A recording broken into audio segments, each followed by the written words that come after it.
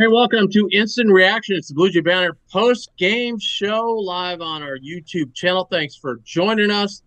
Please, please, please, we want to get more people to join in, so hit that email up to us, bjbinstantreaction@gmail.com, and you can join in. We'd love to hear your comments on the big Jays win tonight, 78-56.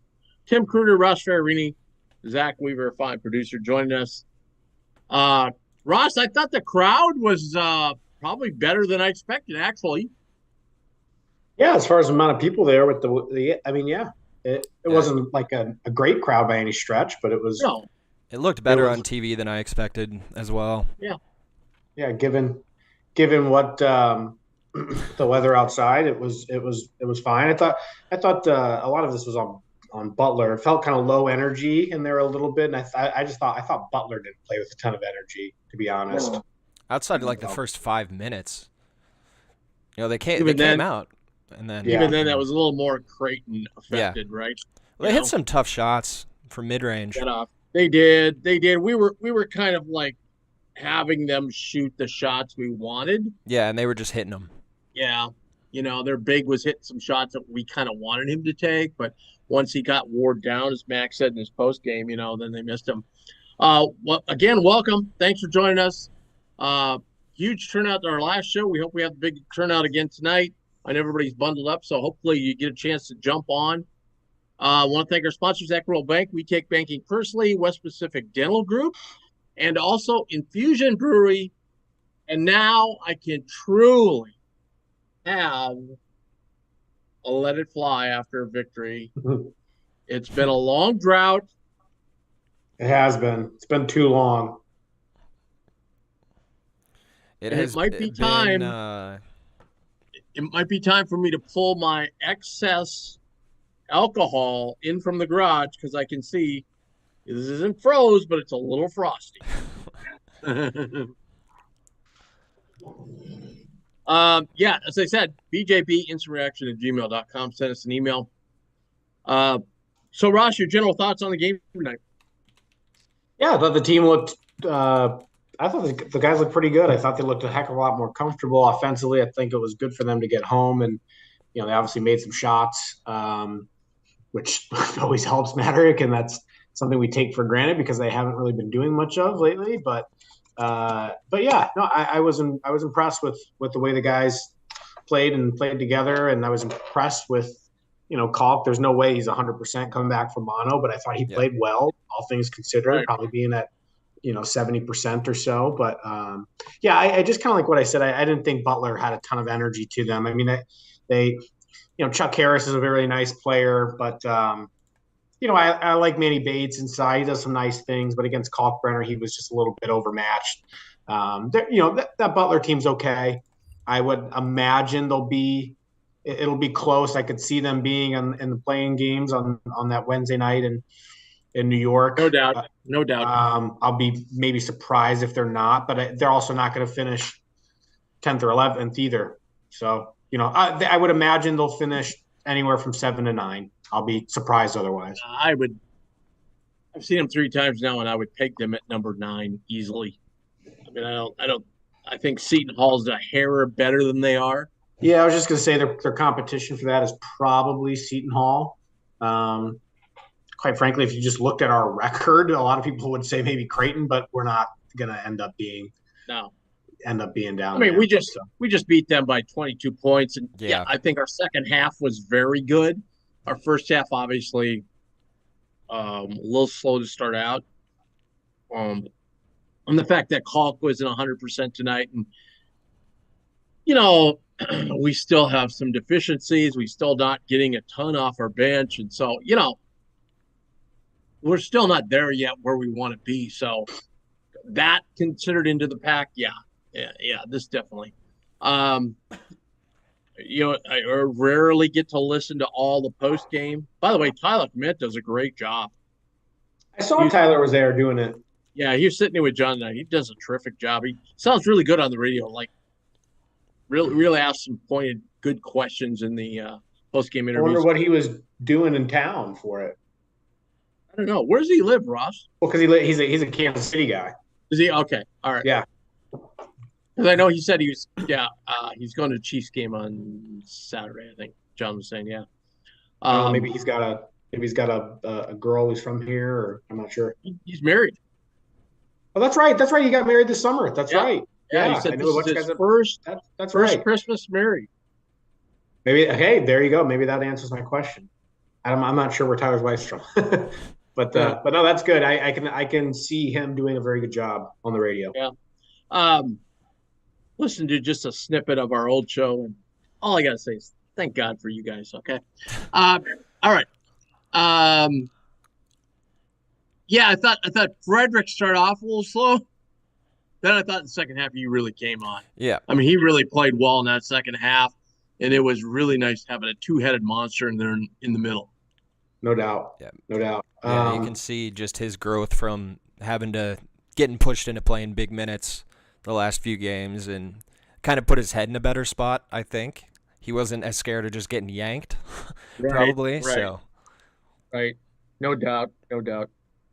Sorry, my head is wandering to the end of the George Washington State game. Yeah, it's a big one. The whole country's watching it. But it's in they're certainly not there because there's about maybe 300 people in the entire gym. It's in Hawaii. Perhaps. That's right. I Diamond Head Classic. About that today. Rainbow Classic. Yeah. They call it I think they used to call it that, Tim. Maybe they call it the Diamond Head Classic now. Diamond Head, yeah. Yeah. But it's always like a decent tournament with kind of random teams. I mean, they've got Iona in it. This year was good. I know Pepperdine plays Hawaii right after this game.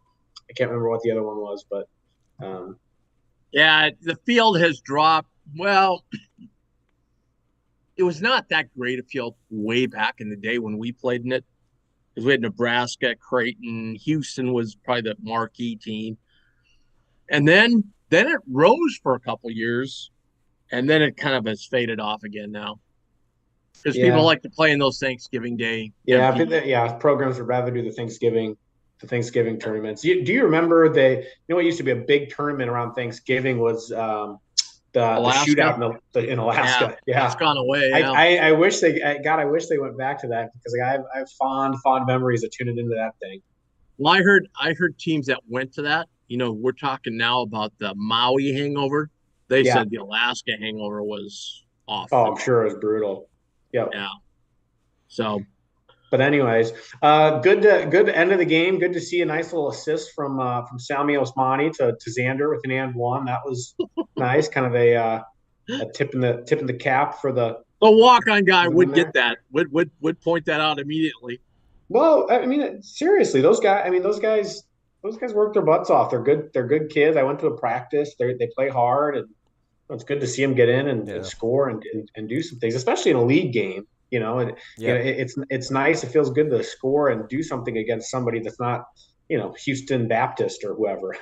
So it's well, you said that, Ross, and the guy in front of me, we were chit chatting, and he turns to me all of a sudden. He said, "Isn't it nice we can actually talk and not have to worry about the outcome of the game for once?" I'm like, yeah no, I agree. Really is. Really is. I agree. It was, man, I tell you what, though, it is brutally, brutally cold out. The walk from my apartment over to the arena, I can't remember it being this cold in Omaha, and since I was a kid, probably. I mean, this is as brutal as it gets. Yeah, I've been wearing sweatpants, a beanie, and a sweatshirt all day indoors. So. Yeah, what we did was the thing, and it worked out great, by the way. So what we did is we parked at the Hilton and then walked over the overpass into the arena. So we didn't have to go outside. Yeah. And it was a great deal. Like, a guy came out and goes, "Here, did you park in the garage? Here, $10. Buy this for $10, you'll get out." And you could have gotten in for free because they just had the gate open. They weren't taking tickets. It was too damn cold. But that usually that Hilton garage or whatever, though, that usually seems like a cluster to get out of. Yeah, this wasn't bad at all. Not really? At all tonight. Yeah. Well, I'm sure because the crowd was down, it's part of it. But I tell you what, even sitting in the Hilton before the game, just people coming in and out, it was cold in there. I mean, it was like. Oh, I'm sure. Yeah. What's interesting, there's only 28 total threes taken tonight between the two teams. That's pretty darn low in today's modern modern game, especially in a game that we play in. Yeah. Yeah, you can tell that Butler, even when I watched them in other games, they're not an elite 3-point shooting team, so they're probably not going to. I don't think Chucky didn't get many shots in the second half, and that really put their 3-point level down. I know the people who are screaming and yelling about Creighton taking less 3-pointers are going to say, see. Well, okay, whatever. But I thought our looks tonight were much better, by the way, Yeah, I mean I just thought the guys looked more confident, which is a good sign, especially coming off of a 6-game losing streak. That Yeah. means that they still believe that they're a talented bunch that's still do some things, and they're not going to let a 6-game losing, not a little, a 6-game losing streak affect them. I knew when Art hit his first one, things were going to go well. All right. Yes, I We agree. have our first viewer of the night, Easton. Hey, Easton, welcome to Instant Reaction. Hello, how are you doing? We're doing great, Easton. Go ahead. Good. I'm just currently watching probably the score of the night. Missouri obliterating Illinois. Yeah, this is kind of a shocker. Yeah, just that's one of those games where it's like, holy crap.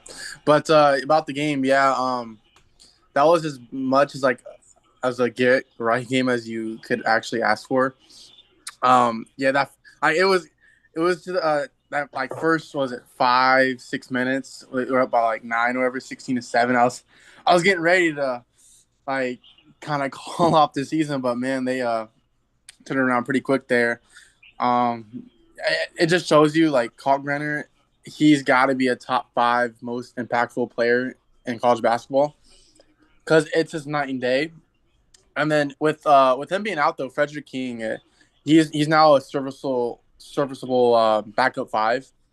And they both play great. Bear Shireman played, I think he was the player of the game tonight. It's very encouraging to see the team make shots, play with themselves, and not really force too many bad shots tonight. And even when they did, Baylor hit a bomb there in the first half. That was amazing. Hey, Easton, it was yeah. Easton, you can either hang on or drop off and come back later, but we got to get to Coach's Corner. We have assistant coach Al Huss joining us. Hi, Coach. Okay. Yeah, I'll send a call. Hey, guys. How are you? Hey, great, man. Good to see you. Congrats on the victory. What was your game plan going in tonight?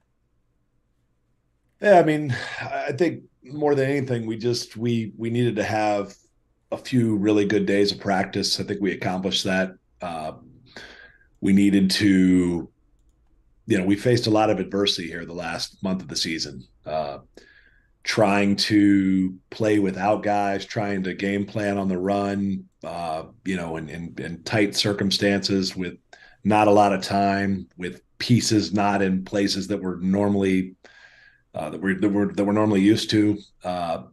And so we needed 3 just kind of really good practices where we knew who was going to play, we knew what the plan was, and we needed to go out there and just fly around and practice, trust each other, communicate, and then take what we did on the practice floor and apply it to the game. And I feel like, for the most part, that's what we were able to do tonight. Yeah, after that slow start, I thought the defense played really well, especially in the second half. I thought we really connected in the second half. That was big because I was worried, it was a 6-point game, and I was like, man, these first 4 minutes are just going to be key. And we won that 4-minute battle, and that kind of turned the game around. Yeah, we had a couple of times where we got a little sloppy with the basketball, and we just maybe we missed a couple shots we would normally make. But for the most part, we got there was actually that stretch where I think we were stuck on 51 there for a while. Maybe it was 40. I don't remember what it was, 51 early in the second half, and we had an opportunity. We got several stops in a row, and we were sloppy with the basketball a couple of times, and then we weren't able to really extend it out like we should, but we stayed with it defensively. Butler's better offensively than they looked tonight. For whatever reason, they were a little out of sorts. I thought our one-on-one post defense in the second half was tremendous. They really went away from that. Obviously, that was their plan early. They made some difficult shots over their weak shoulder a couple of times, which, was not what was on the scouting report. We're And we just kind of, at the end of the day, you got to give up something. And if you sit hard on their strong shoulder, make them turn weak shoulder, don't let them get a deep catch, and they still throw one in, that deal is going to come back to level at some point. So we felt good about it, but the guys fought him a little bit harder. Fred was tremendous. Calk settled down and became way closer to his normal self there in the second half on both ends of the floor. And, kind of once we took him out of their, out of their pulling triggers with the post kind of plan, they went to a lot of their pick and roll and zoom actions in the second half. And I thought we were really good and really physical into the ball, guarding those actions, which we felt like that's what was going to happen. We felt like we'd be able to take them out of what they're doing in the post, and we'd be able to make them go to their zooms and ball screens. And we thought if we were physical there and really connected and hooked up, communicated through it, we thought we'd be okay. Yeah, I made that comment during the game early on. I said, they're making some shots here, but those are the shots we want them to take. It's eventually going to even out here. They made some difficult ones there at the end of the first half, especially one or two of them come to mind. But again, we're a play the percentages team. Every once in a while that gets us beat. But we have a pretty good idea of what we're going to try to concede going into games. And I thought our guys executed the game plan nicely tonight. Yeah, no doubt. Go ahead, Russ. Well, I was going to ask Coach Huss what he sees kind of stylistically and, what they run and what they're doing on the defensive end of the floor under Coach Mata. That's a little bit different than what you guys have seen the past few years under Coach Jordan. Yeah, it's eerily similar defensively. They're really heavy in gaps, probably more so than any other team we played all year. They stay with their own a lot more. We've played, just for whatever reason, we've played a half a dozen teams in a row where they really switch a lot of that off-ball action, 1 through 4, staying high and low. And, it's easy to get stagnant against some of that stuff. Sure. And Marquette especially did that to us. They really stayed high and low. They stayed high and low on a lot of our exchanges and our pins and our zooms and things. And because of that, we had a really difficult time kind of fracturing their shell defense. I thought tonight, we made some great back cuts and 45 cuts that really loosened up the gaps. But to answer your question, it's still the Butler way. They're in gaps defensively. They're exceptionally physical into the ball. Drop pick and roll coverage, which is a little different than what they've done in the past, which is a little softer, I thought. But it's a lot of the same zooms and physical ball screens and post ups. It's pretty much the same thing that they've done. Some different calls and a few different ways they get into it. Where they mask it a little differently than what Laval did. But Laval Jordan was a heck of a ball coach. That's what people probably he ended up. Whether you think he got a bad deal or not, he was a good basketball coach. Dealt with a lot of injuries. They dealt with injuries. Maybe they didn't have quite as good of players they needed to have at certain times, and had some bad luck with COVID and injuries, all these other things. But he was a good coach. They were physical. They were hard to beat, especially when they were healthy. So Coach Mata's a good coach. I'm sure he's going to get it going, but it wasn't like they were some pushover that he didn't know what he was doing. He was a good coach that dealt with bad luck, in my opinion. Coach, I thought Ryan Nembhard too got a little bit of his legs underneath him tonight. A little bit was moving a lot better defensively. Was doing a lot better, and I think again we get back to that. It was probably a little bit part of it, at least a little bit of his safety blanket of Calk being in there. Yeah, Calk just is on both sides. Obviously he stuffed stat sheets. I think he had 19 points again tonight, and probably is only 75% of himself. So obviously the 19 points help. But his ability on both ends of the court to quarterback what we're doing, whether it's the offensive action we're doing, he quarterbacks it. He's the one that makes the read. Everything plays through our 5. That's the way our system works. And we're going to be as good as those guys are. Now, Fred filled in admirably, but Calk's in his 3rd year of doing it, and Fred's in his 30th day of doing it, or 60th day, whatever it's been at this point, maybe 90th day. But he's still learning, every day, the little details. And whereas Calk is figuring out, he's flipping ball screens and finding angles and faking this way, going the other way. Fred's just still trying to be in the right place. Much the same as Calk was as a freshman, and when Christian Bishop was doing all that stuff. So it's not all that different. It's just it takes a year probably to figure it all out. And I think just having Calk out there on both sides of the ball and then just communicating defensively, kind of being that you said it, but being that safety blanket. Fred's a heck of a rim protector. I think we're all seeing now too. Maybe as good or better than Calk by percentage. He's significantly better, I believe. But he just, he's Calk's never out of position. He's in the right place. He's telling those guys, he's talking them through when they need to get talked through. He's veer switching when we need to veer switch and all that stuff. When you're out there on an island guarding the basketball, it's just being able to trust that guy to be early and loud with the communication and be definitive with his decision making. It's critical to our success and what we're trying to do in all of our drop coverages. Not Trey. He hit some shots late, and I thought that was really big for him because he's been struggling hitting some shots, and that's really big for him because you're always going to get a really good defensive effort out of him. I think probably the best thing that I liked about Trey tonight is he got in foul trouble. He had some adversity and he kept coming. If I have one complaint about our team just as a whole and really Trey as an individual over our 6-game losing streak, it's just, the scripted part, I think we carried out pretty well for most of those 6 games. The part that wasn't great was, all right, some adversity hit, whether that's individually within a play and, we make a miscommunication, we have a miscommunication or we make a mistake or we deviate from our plan, who's going to fly around and make a play? Who's going to have a little extra communication and help us fix the fire that's been created? And I thought both in individual plays tonight, Trey did that, but also when things didn't go well, he kept his head up and he was there to make some critical plays for us down the stretch.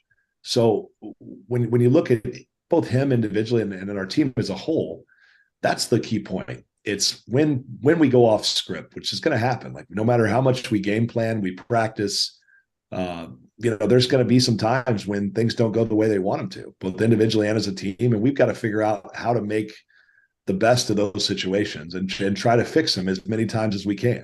And I like that from Trey tonight. Like he missed some shots that he's accustomed to making and he didn't pout. He got in foul trouble. He didn't pout. He wasn't scoring early. He didn't pout. He just kept coming. And then ultimately he made a couple baskets and, hopefully that'll lead him right into the next game and he'll get back to kind of being that dominant wing scorer that, that we all know he is.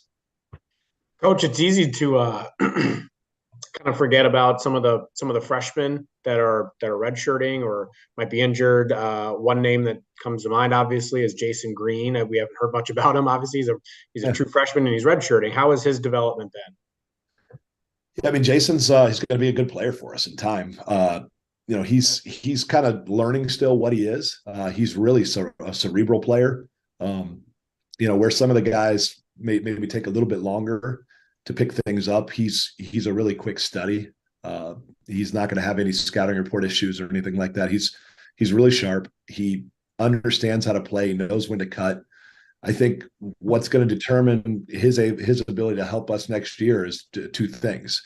Physically, how much stronger can he get here? Because he's got an incredible frame. How much stronger can he get in the next 10 months? And then does he want to be an adequate jump shooter or does he want to be an elite one? And if the answer is the second, is the latter, then I think you're going to see a guy that's an all Big East caliber player. If the answer is he just wants to be an okay jump shooter, he'll be an okay player. But he has the ability to really be a great shooter. And I think if he'll work at it, like I think he's capable, I think he's a guy that we're really excited about because he's got that kind of Denzel Mahoney ability to, even though he's not the bounciest kid in the world, he can really move his feet and guard guys. And he can he can guard really a 2 through a 5, much the same as Denzel, but he's 4 or 5 inches taller than Denzel. Very similar though in his way, the way he can move his feet laterally and stay in front of guys. We saw that in AAU, and then that's shown itself in practice situations that guys have a really difficult time separating from him defensively. So he could maybe be a great complement to Mason, going forward, and Art and those guys that play on the wing. We think he could be really good. If you were remiss if I didn't mention Fran tonight, didn't score, but did a lot of good things out there. I thought he turned the game when he came in, and again, it's right along my theme with kind of my theme. Like it was kind of dead in there tonight. I think people were still a little bit, they're still thawing their hands out. We hadn't given them anything to cheer about. And, we needed to figure out a way to get a little energy in the building. And I thought Franni came in and flew around and talked and moved the ball and tried to guard. And he's just always in the right place. So he is, he's guys target him a little bit. I mean, it's kind of the way it works. Like he's just he's a 6'3" white dude playing in the high major basketball. I can tell you just this probably sounds bad, but the first thing I do if they got white dudes playing, I see if they can guard. Like that's the first thing I do is their clips. With all due respect to my people, we typically not the fastest. So, me obviously included. So he gets targeted a little bit, and he's got to stand up to that. And he's doing a better job of it. He got targeted a couple times that Marquette game, and we had a pretty quick hook with him. So I think he's pretty desperate right now to prove defensively, especially that he belongs, because he's been a good defender over his the course of his career at TCU, and it's just a different system. Like they were kind of more sending everything to the baseline and really playing out of rotations, which really you just aren't on an island quite the same way you are in our defense, where we're really trying to stay out of rotation. So it's new details for him to pick up, and he gets put on an island a little bit more with us than he did at TCU. And given time, I think he's learning that just how to be a little bit more aggressive, a little bit more physical, and learn where to take some chances. And he's going to be just fine. He's got to be what he was tonight, a 20-minute a night guy that can be really solid, that when he's on the floor, there's no drop off on either end. And I feel like he is that offensively, despite his lack of shot making through whatever we've played 13 games right now. In time, he's going to be a high 30s, low 40s 3-point shooter. He will. We've got 3 years of data that tells us that. Against every bit of as good a defense as we play in the Big East. So we got a feeling it'll work itself back to that neighborhood, which means he's got some shot making ahead of him. It's just the defensive thing. He's just got to adjust to it and get used to a new system and understand that when he's on an island, he's got to be 911 on alert and just play as hard as he can, and good things will happen. Coach, I was just going to kind of carry off of that. Have you felt that from not even Fran, but the rest of the guys? Obviously, you shot the ball from three much, much better tonight. But, the course of these past 6 games, have you felt a collective frustration from the guys at the lack of outside shot making? Yeah, I mean, I think we try to stay pretty process oriented and just kind of, rather than go and just say, hey, we're not making shots, we look a little deeper probably at the why. Like why are we not getting shots we can make? The Nebraska game's probably the outlier because they just literally said we're not going to guard you. And we missed, I think one whatever that was, I think we missed 11 shots where the guy shooting the ball was the only one on that side of the floor. So that's the outlier. The other games, I think it's more like, all right, let's figure out, are we taking the right ones? And because we feel like if we take the right ones, we create the right ones with our offense. We're being unselfish. We're making sure we pull the right triggers and get the ball to the right guy. Then we feel like over time the outside shooting will take care of itself. But the key thing is just making sure we take the right ones. Don't take selfish ones. Don't take ones that where you could make one more pass and go from good to great. And also, like, don't pass them up because you missed a couple. If you're taking the right ones, live with it. Now, all that being said, human nature is human nature. When shot making can be contagious at times, as can shot missing. And I think over the course of the last 6 games, a lot of guys have tightened up a little bit, and you can tell that we just needed a few of them to fall because, I mean, you saw early in that game that we had wide open ones. We passed them up a few times just because I think it's kind of oh boy, here we go again. We're going to miss these shots tonight. And so it was good to see a few of them go in and just to see us move the ball a little bit and get the ball to the paint, because against Marquette, we just didn't get it to the paint for a variety of reasons, but we didn't get it in there. For us to be good and create the offensive looks we want, whether they're at the rim or whether on the 3-point line, we need to touch the paint with a couple of feet and get that thing there and play inside out. Coach, what I was going to say was Now, what would have made a great show is if right after you said that about your defensive ability, if we could have just cut to Coach Altman and had him on the show right then, that would have been just awesome.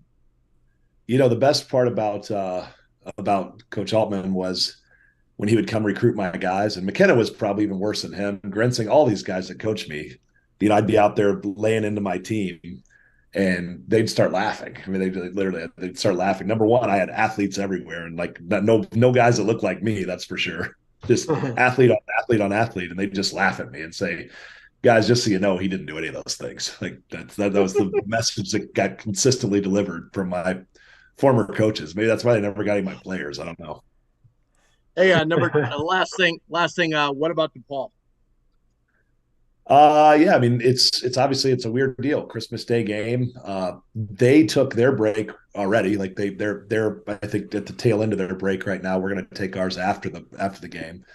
But it's a completely different game. It's back to way more switching stuff. It's a lot of Coach Altman's kind of thumbprint. It's all over it. It's matchup zone. It's switching man. It's a couple of different variations of pressure. Some of the same things offensively that Coach Altman ran. Some spread concepts and ball screens. And obviously, when Terry plays, he's pretty dynamic at the guard position. They're a lot better than what they've been the last couple of games. I think he's missed 2 or 3 straight. And it's just like a little knee bruise. So I think we all expect him to play. They're a much better ball club when he's in there. And, especially because against our drop coverage, he's dynamic enough to really get away from guys and electric enough to make some plays. He did at our place last year. And he poses a whole new challenge. I would expect, I think he warmed up for the Northwestern game, their last one before break, and didn't feel like he could quite go, but I'm guessing after 5 or 6 more days, we're going to see at least a semi-healthy version of him, and they'll be a handful. There's no game in the Big East that's easy, and this is certainly no exception. It's going to be a war. It's going to be a quick prep, and one that we've got to be ready for, because they do if you look at what Butler does and what DePaul does, they're just on opposite ends of the spectrum. So we've got to completely pivot. And be prepared to attack something completely different than what we saw tonight. Coach, thanks so much for joining us. Really appreciate it. Thanks. Great job getting that first win. Let's get another one on Sunday. String a few together. Thanks much. All right, buddy. Thanks, Coach. All right, guys. Let's bring Easton on. And while we do, I've got a few technical issues to take care of. So let's take it over, Ross. Tim, you seem like you're struggling over there, man. He's going on a field trip. Do we still have Zach? Do we still have this? Do we still have Easton? Yeah, Easton's still here. Want to say anything? Yeah, right I'm now. still here. Yep. Get some things off your chest. About Coach Huss's comments. I agree with everything. I was gonna say underrated player of the game or unsung hero would be Francisco Farabello. He had his best game tonight. It was just very encouraging to see come off the bench and give quality 20 minutes. Hope that's a great sign going forward, that he can be consistent with it. Like I said, King being a Surface 5 now, going into Big East play, to the stretch of February and March will be a big contribution. And then Kalkbrenner being back I say top 5 most impactful player in college basketball, just based on the night. So with it. Like I said, King being a Surface 5 now, going into Big East play, to the stretch of February and March will be a big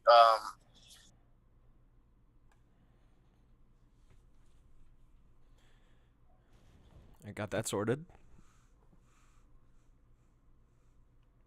Yeah, no, I agree. On the Francisco front, he made some passes that only an Argentinian basketball player or a European basketball player could possibly make tonight.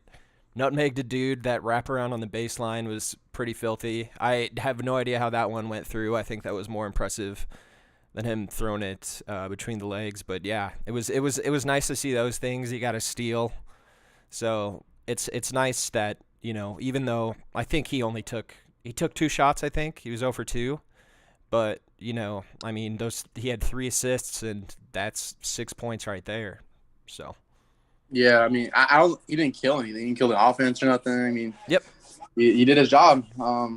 Hopefully those shots he start going in for him, and yeah, he can be the best player off the bench. Actually, second. I would say Frederick King and then him, but those are two I feel most confident off the bench right now. And then even Miller had an alright game. He rolled his ankle there early in the game, but it's crazy. I didn't even notice Streif was out tonight. That's how much good we played. So I don't know. I heard he rolled his ankle. I don't know what happened there. Yeah, he sprained his ankle in practice on Monday or Tuesday. Tuesday he was in a walking boot, and then it didn't look like he was wearing it on the sidelines. So I'd say that that's positive moving forward. I think I saw in the post game Max said he'd be day to day from here on out. So I'm sure we'll find out. I mean, next game's in 3 days, so relatively quick turnaround. And yeah, I want him. I think we'll be good without him Sunday. So all right, hey Easton, thanks a lot for joining us. Really appreciate it. Yep, no problem. Thanks, man. Jerry dropped off, didn't he? We'll get him back on. Yeah, we had him, and then I think he had the show playing in the background. It was coming through. All right, yeah, there's Jerry. Yeah, I was just gonna say one thing about French. I think the plus minus is kind of an overrated stat. Excuse me, in basketball. Yeah. But I think we. All right. Yeah, Francisco had like a 20 tonight, but I think that's overrated. I was just gonna say one thing about French. I know we gotta get Jerry on the mute there. He did like Huss said, he did kind of bring some energy in there. Yeah. I know they were going off on the radio when I was listening to it about the plus minus, but again, that's a hockey stat that's brought in. I don't know. That's overrated. I was just gonna say. What we got going on there? A lot of echoes. Yeah, it's Jerry. He did like Huss said, he did kind of bring some energy in there. Yeah. I know they were going off on the radio when I was listening to it about the plus minus, but again, that's a hockey stat that's.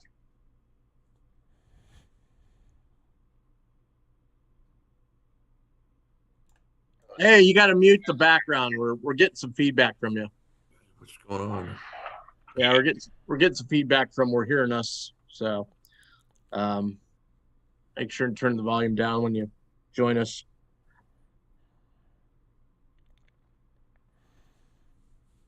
We still got Jerry. Where's he not going? to diminish. He's still here. He's mute the background. We're getting some feedback. What the hell? I don't know. Yeah. There we go. Maybe best to just drop Jerry off at this point. So, what else we got, Tim? Unsung hero. I probably agree with Fran Farabella being the one there. I like what he gave off the bench. That's where I was kind of headed with that. I was gonna actually go unsung heroes. I think Ryan Nemhard is a good candidate for that tonight because he's struggled with turnovers recently. I think 11 points, 5 assists, 1 turnover. Which is huge. Pretty good. Yeah, that goes a long ways. Like between him and Fran. He seemed to kind of hit his stride there when he played, he wasn't very good that first shift. He went out and Trey ran the point, and then Ryan kind of took over after that. It kind of took like he did it. Yep. Worst call of the night. This is an easy one for me. It was Schreierman. Got called for a foul when it was an illegal screen. I don't know what the hell exactly was going on you're there. talking about.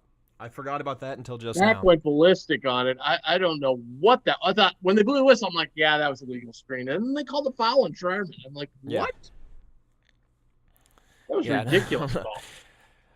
No, you could just walk a guy down while you're screening him, but I don't have one. Nothing really sticks out to me, to be quite honest. That one I had a better look. I wasn't at the game, so I had a better look at it, but it was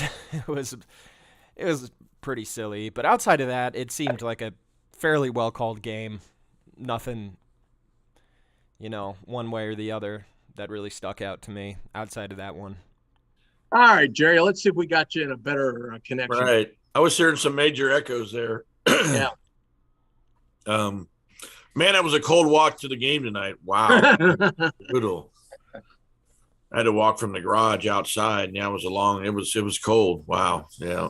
No, I thought we got off to a slow start, obviously. And, I was a little bit worried. I'm like, oh crap, here we go. Just no life on the team. And then we finally Baylor hit a couple shots and seemed to get it going. And we came out in the second half and kind of, used our length down inside, got it going. But yeah, definitely a win we must have had. I think I put out there earlier, we got to win this game. We need to win these next 3 games coming up before we go to UConn on the 7th. So yeah.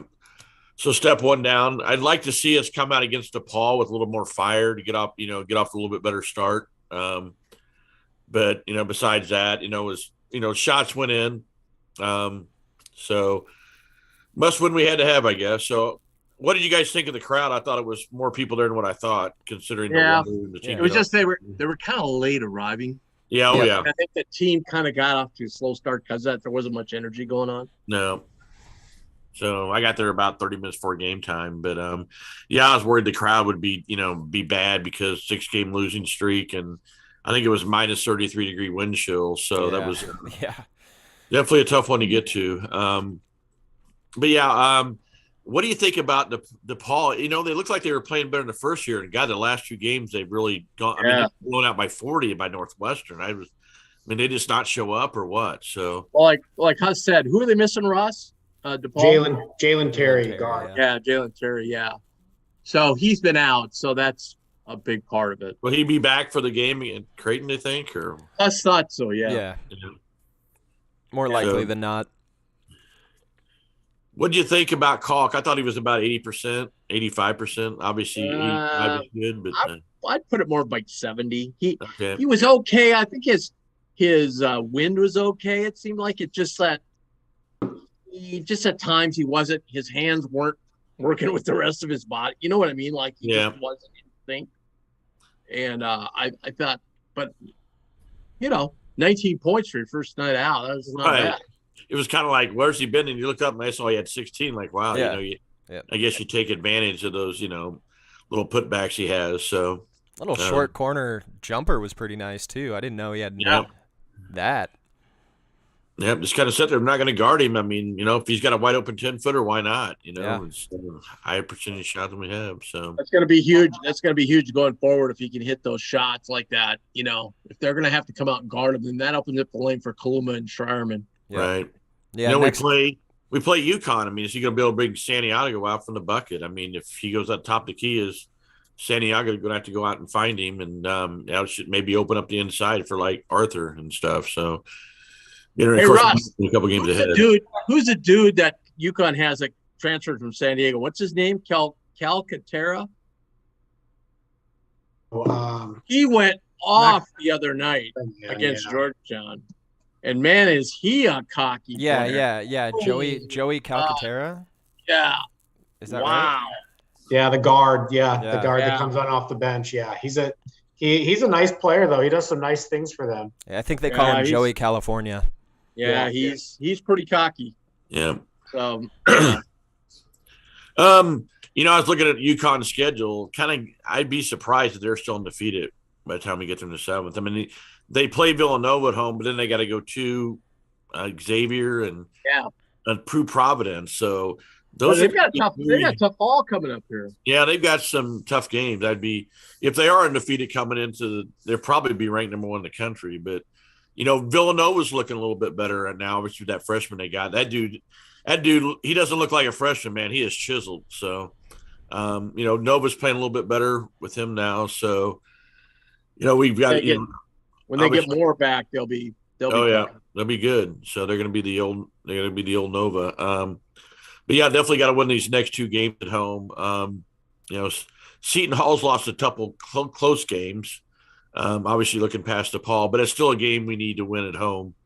Beat a team like Seton Hall. So St. John's was dreadful in that second half against Villanova. Oh, yeah, played stupid. Yeah, they're a team. Their basketball IQ is not the highest on the charts. I don't think they make some dumb plays. I mean, they're athletic and they can look good for a while, but they can also play really bad. So.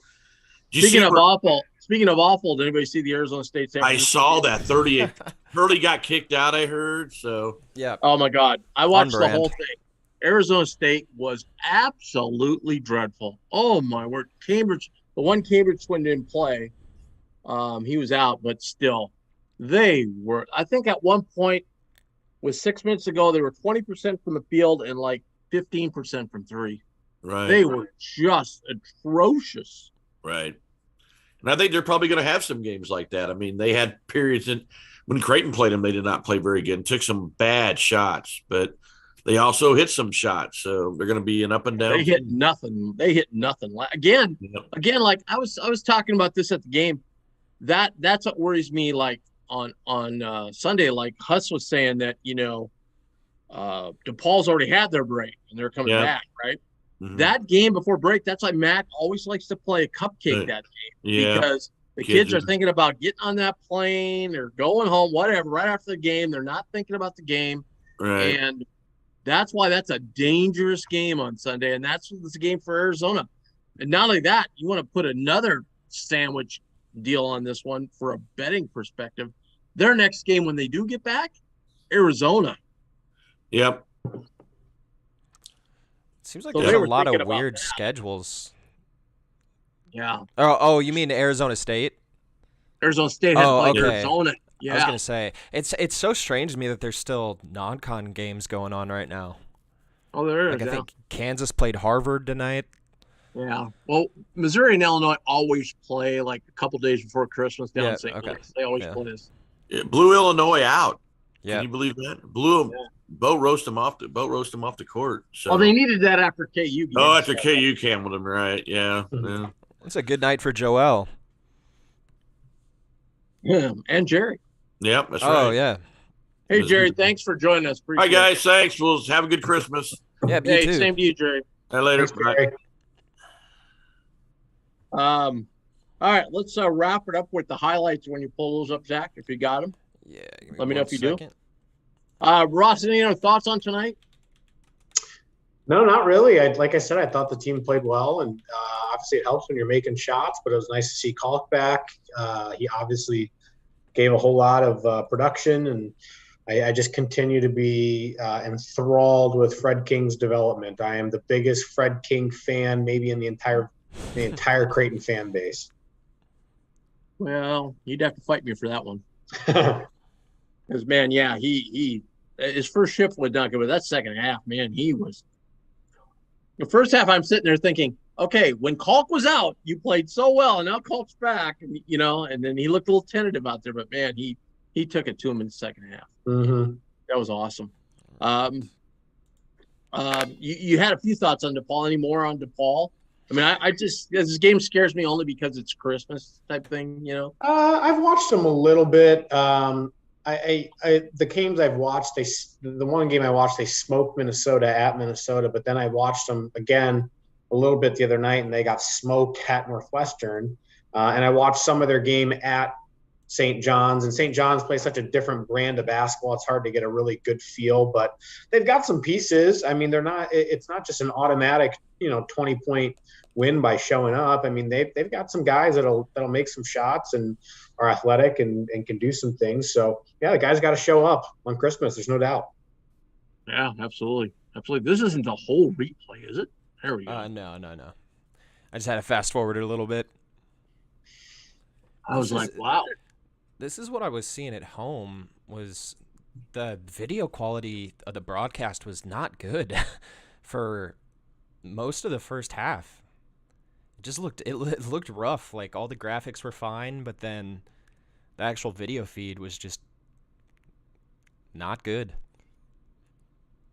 Well, everybody around the country is probably going to start dropping DirecTV after the holidays. Oh yeah, I saw that Sunday ticket on YouTube TV. I'm sorry. I'm gonna if they're gonna charge me $65 full time and I can get direct ticket. I'm sorry. I'm one of those guys. I already have YouTube TV, so it's nothing to me. You like it? Yeah. I have no problem with it. It's really easy to look stuff up. Like if you want to watch a Creighton game, you can just search Creighton. Look it up that way, and it'll take you right to it. Don't have to look for a channel. This was big because we had to take a time out here because we're kind of getting blown out a little bit. Yeah, I do think the long Baylor 3 was kind of the linchpin for when the team got a lot of energy. It does make a difference too when you do right there. You can see how even though Kalk has the ball, everybody else is so worried about everybody, and they're worried about Kalk, and they're trying to double down. And it's just a huge difference. Yeah, and he's a very good passer out of the post as well. Yeah.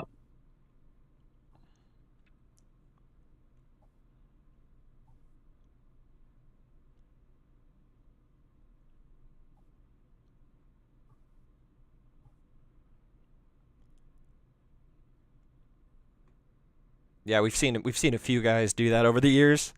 Yeah, that was shot clock deal there. Yeah. Baylor was pretty fired up tonight. Yeah, he was. It's because he didn't have the T-shirt holding him back. He went no T-shirt under the jersey for this one. There you go, because he didn't have the gray one probably. Yeah. There's it. Yep. There's the beautiful pass. The smooth little nutmeg there.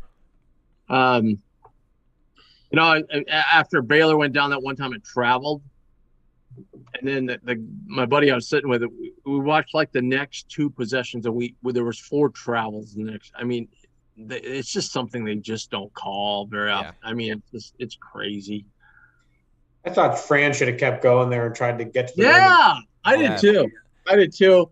Although it was a nice job because remember we had Ryan do that the last game and then got swatted, and so it was maybe a talking point that, hey, let's not try and be a hero. It was good to see Arthur hit a couple of threes right after getting. Yeah, he was 2 for 3 on the night. Or maybe that was Trey was 2 for 3. I don't remember what. We already went past it. We didn't talk about it earlier. We already went past the point where Art got that flagrant foul. Oh yeah. Did anybody get a good look at that? Yeah, the guy just took his arm and pulled him. Just pulled his arm. I caught it on the corner of my eye, and I thought, wow, it looked like he just pushed him or pulled him or something, It was one of those where it's just a non-basketball play. So that's good. That's just by rule. That's a flagrant. Man, I was sure hoping Art could have finished that one right at the end of the half. But this was huge because they came out and got the first bucket, cut it to 4, and I'm like, oh, boy, here we go. But we came right back and got a really good post feed into Kalk and got things going. Yeah, and he also did just look increasingly more comfortable as the game went on. I think we out-rebounded by, 18 tonight? Yeah, it was a huge... Something insane. Yeah. Well, if we can do that, that's huge. Yeah. I think they were saying they did just get out-rebounded by 20 at UConn. And I think Baylor set a career high for blocks tonight. He had 3. I watched that UConn game. They were right there with them about over halfway through the second half. Yep. Yeah, they end up winning by 10? UConn? I don't remember. But, yeah. Against Georgetown, they won by 11, I think. No. Butler and maybe I'm thinking of Georgetown. Butler and UConn and Hinkle was last week, I think. Yeah, I'm thinking of the Georgetown game. UConn won that game by 20, over 20. Yeah, I mean, but there was about 8 minutes to go, and it was like a 3-4 point game. They were right there.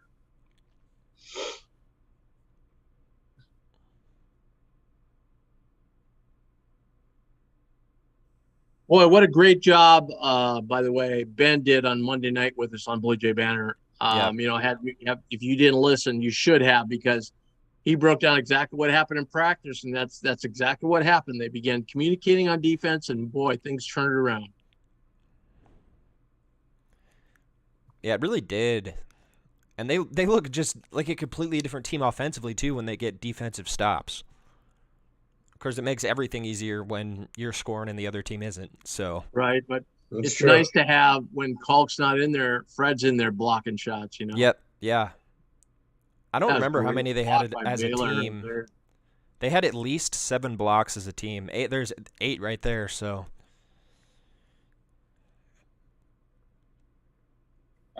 We had 8 blocks tonight.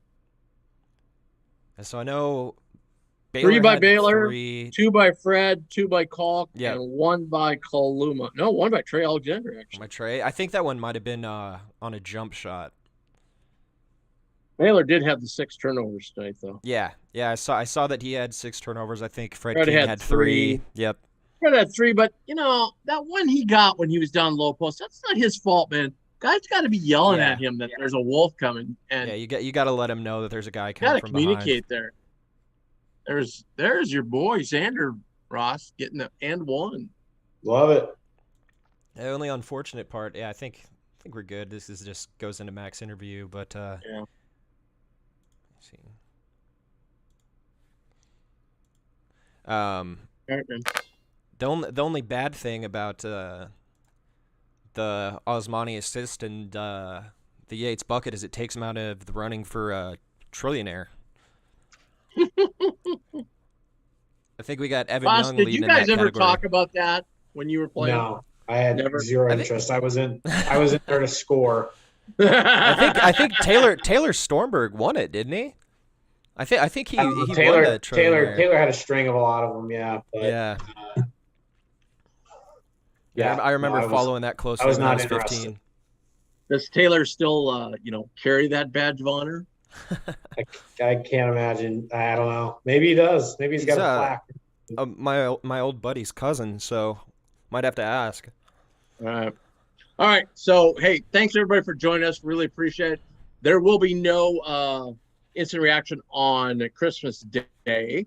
So, and we will not have a Bluejay Banter show the day after Christmas or the day after New Year's. So the next time we will speak to you will be after January the 3rd. Seton Hall game. So join us about an hour after the game ends. And join us then. Zach, Merry Christmas. Ross, Merry Christmas. You guys as well. We'll be in touch and have a great weekend. And we will hopefully, and by next weekend, it's supposed to be in the 50s. So how great is that? Much needed. We'll be bringing out the golf clubs. All right. So let's hope we can get a couple more wins here and get to 3-1 headed into UConn, and that'll be a big one. All right. Yep.